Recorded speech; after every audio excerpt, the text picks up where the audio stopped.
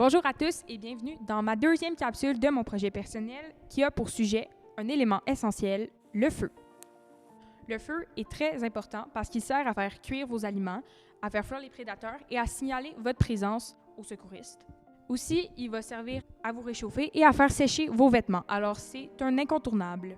Mais comment allume-t-on un feu? Pour le savoir, il faut maîtriser un concept essentiel qu'on appelle le triangle du feu, qui est le comburant, le combustible et l'énergie d'activation. Le comburant, c'est la substance qui va nourrir le feu en combinaison avec le combustible. Le combustible, c'est la substance qui va servir à l'entretenir, donc c'est ce qui brûle pendant votre feu.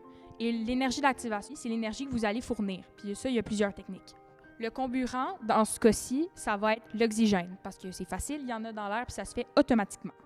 Le combustible, il va en avoir deux types. Il va y avoir le combustible de lancement et le combustible principal. Le combustible de lancement va servir à démarrer le feu. C'est celui qui s'enflamme facilement. Par exemple, si vous en avez sur vous, il y a des feuilles, de l'écorce de bouleau, du papier journal. Plus étrange, il y a de la mousse de laveuse, du liquide à fondu. Pour le combustible principal, ça va être du bois parce que dans la forêt, il y en a abondamment. Pour l'énergie d'activation, il y a plusieurs manières d'allumer un feu. Je vais vous en montrer juste une, mais je vais quand même vous parler des autres parce qu'on ne sait jamais, ça pourrait vous être utile. Avec de l'énergie électrique, ça se fait. Si vous avez une batterie et de la laine d'acier, comme par hasard, vous pouvez vous en servir en frottant les deux bornes avec la laine d'acier et ça va faire des étincelles qui vont faire partir un feu. Finalement, avec le frottement, ça, c'est une technique qui est un peu plus complexe à réaliser, qui nécessite une plus grande force physique, mais c'est le principe utilisé dans les allumettes et le briquet. Donc, c'est quand on frotte deux objets ensemble, ça va faire une assez grande concentration d'énergie pour faire des étincelles. Ça, on l'utilise surtout avec un bâton de bois qu'on va frotter vite et ça va faire de la chaleur. La technique que je vais moi-même vous montrer, c'est avec une pierre au magnésium et un couteau qu'on peut partir un feu. Mais je vais vous la montrer tantôt parce qu'avant ça, il faut que vous sachiez comment placer vos branches. Avant de commencer votre feu, il faut que vous choisissiez votre emplacement. Il y a 3 critères qui vont vous permettre de sélectionner un bon emplacement. Premièrement, la sécurité. Est-ce qu'il y a des gros animaux qui risquent de venir sur votre emplacement? Si oui, on ne le fait pas là. Si il y a un risque que le feu se propage, par exemple sur des branches en hauteur, on ne le fait pas là non plus. Un autre critère, c'est la proximité de l'abri. Donc, il faut qu'il soit environ à 2 mètres de votre abri, donc un peu plus loin que vous couchez à distance. Et finalement, le dernier critère, ce serait est-ce qu'il y a quelque chose qui risque d'éteindre votre feu? Donc, s'il y a de la neige sur des branches qui risquent de tomber dessus, on va prendre un autre emplacement que celui-là. Une fois l'emplacement choisi, vous allez le délimiter avec des pierres que vous allez mettre en cercle. Et s'il y a beaucoup de neige, vous allez creuser un trou pour que ça va faire une barrière au vent. Et dans ce trou-là, vous allez placer des branches pour faire comme une espèce de petit tapis qui va être votre fond pour pas que ce soit directement en contact avec la neige. Mais dans ce cas-ci, il n'y a pas beaucoup de neige, donc on va s'en tenir aux pierres. Une fois que l'emplacement est délimité, vous allez rassembler votre matériel. Puis ça, c'est une étape importante parce que souvent, on est pris à aller chercher le matériel qu'on n'a pas mis à proximité et c'est ça qui fait que le feu meurt.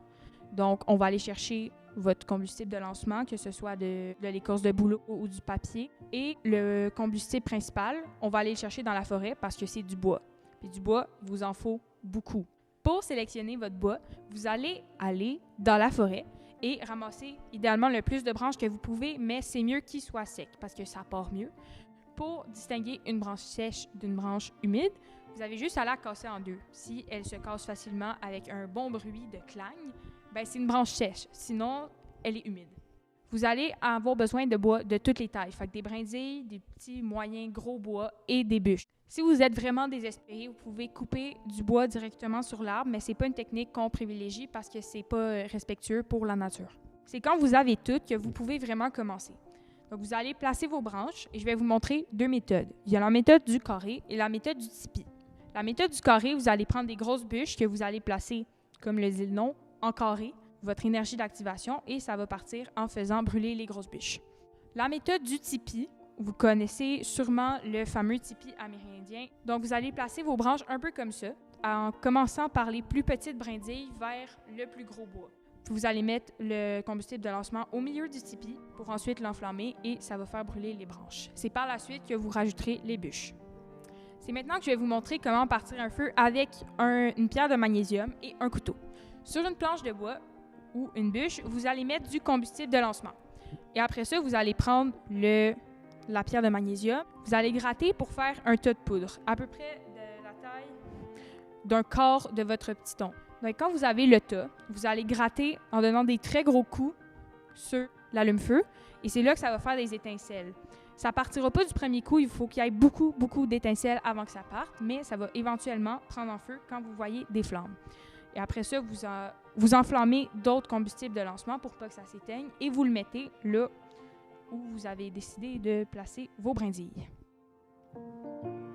Vous saurez que votre feu est parti et qu'il a vraiment pris quand il va commencer à avoir des braises ou quand les bûches vont commencer à noircir. Donc, en récapitulatif, on a tout le matériel préparé d'avance, on choisit l'emplacement judicieusement, on ramasse le bois dans la forêt avec respect pour la nature et finalement, on allume le feu avec l'énergie d'activation. Merci d'avoir regardé ma deuxième capsule. Je vous attends à la prochaine et n'oubliez pas de cliquer sur le lien Internet pour répondre à mon sondage.